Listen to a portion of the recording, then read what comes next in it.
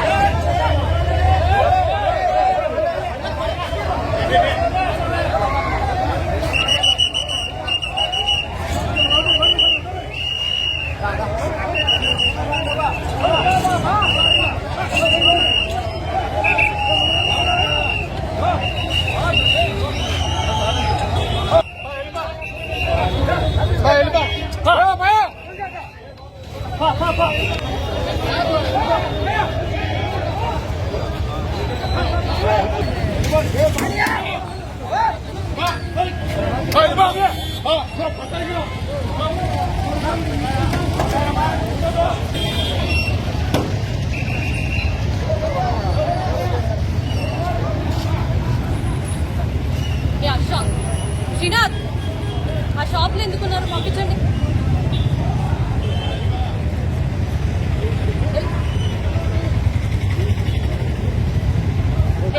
మీరు డిఎస్పీ గారు కూడా ఫోన్ చేశారమ్మా? పోలీసు వాళ్ళు వస్తారన్నా, వస్తారు, సెక్యూరిటీ ఇద్దామంటారు, ఆడికి పోతాము, వాళ్ళేమో గమ్మన పోతారు, రాళ్ళేస్తారు. 3 సార్లు తప్పించుకున్నాం. 3 సార్లు ఇదిగోండి దిగలేదన్న, కారు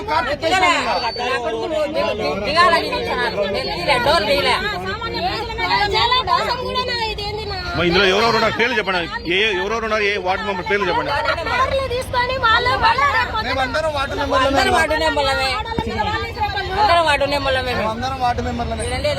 మెంబర్లమే. రేపొద్దున మాకైతే రేపొద్దున ఏమైనా జరిగితే వాళ్ళే కారణం.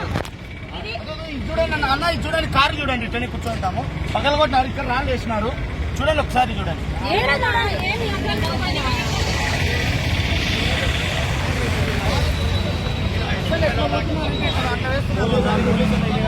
పోలీసు వాళ్ళు అసలు పట్టించుకోవాలి, పోలీసు వాళ్ళు పిలుచుకొని ఆడికి పిలిపించారు. పోలీసు వాళ్ళు వచ్చి మేము ప్రొటెక్షన్ ఉంటాం, మా ఇంటికి రాండి అన్నారు.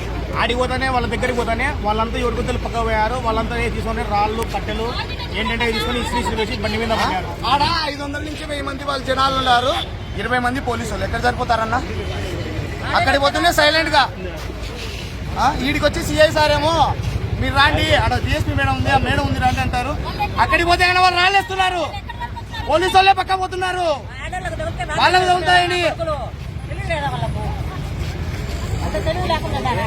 ఇప్పుడు మీరు ఏం చేయాలనుకుంటున్నారు? ఇప్పుడు మీరు ఏం చేస్తారు? ఇప్పుడు ఒక ఆయన వచ్చినాడు, మిలిటరీ ఆయన, ఫుల్ జనాలు ఉన్నారు, మీ దగ్గర రావద్దు డేంజర్ అంటున్నాడు.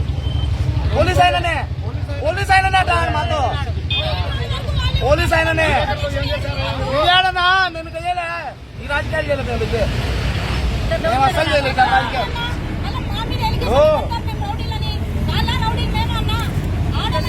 ఆడోళ్ళు చూడండి అన్న,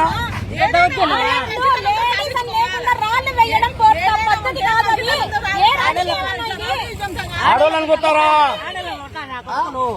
మీ చంద్రబాబు నాయుడు అదే చెప్పిండు, రాళ్ళు వేయమని ఆడోళ్ళ మీద రాళ్ళు వేసిన రాజకీయ నాయకులు ఏమైతారు? వాళ్ళ ఆడోళ్ళే మరి ఇళ్ళల్లో కూర్చోమను, బయటికి ఎందుకు వచ్చినారు? మళ్ళా వాటి మేమల్ల మీద ప్రతాపం 80 పోస్టులు మావి, మా మీద చూపిస్తే